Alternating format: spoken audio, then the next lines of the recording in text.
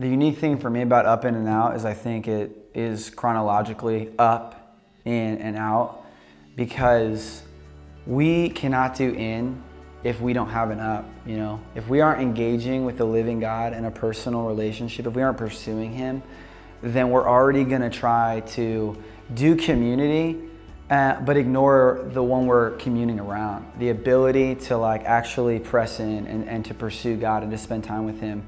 How that is so important, and how without the up, you can't do the in well, because you're gonna let each other down, and you're gonna start gathering around something that was never meant to be gathered around, like fellowship and communion. Those are good things, but if we're missing God in the middle of them, then we're like sadly mistaking on what we're even doing together, you know, regardless of whether that's a church setting or, you know, watching the game and eating popcorn with each other, you know, whatever.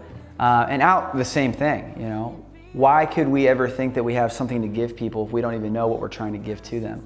The beautiful thing about up in and out is that it's always challenging you to challenge yourself. It's always challenging you to challenge each other. It's always challenging you to not just be content or complacent in your relationship with the Lord, but to constantly be in this place where you're pursuing Him and you're seeing Him meet you where you're at, and then you're going, well, what's next? I want more of this. I don't want to just be content with going to church on Sundays, even though that's a good thing. I don't want to be content with a good Bible study or a good worship gathering.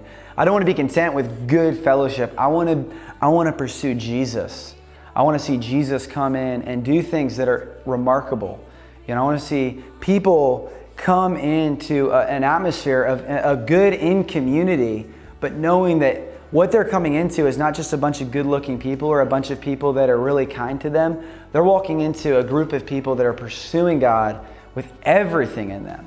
And when they go out, when they're, you know, a couple of us just went on campus today, and all we're doing is saying hello to people. You know, all we're doing is cracking jokes. All we're doing is just being who we are. And the only reason that people are contagious to that, people want to be a part of that, people want to be drawn into that, people want to go out of their way to talk to us, is not because we're funny, we're good looking, we're cool, and not saying that we are that, right? But the only reason they're coming into that place is because we are actually engaging with the one who created them.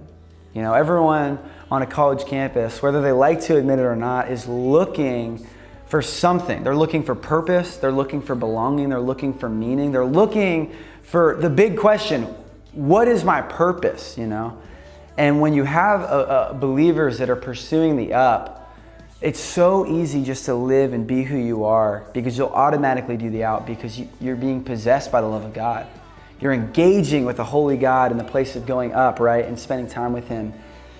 And you just live, you just breathe, you just eat, you just talk to people.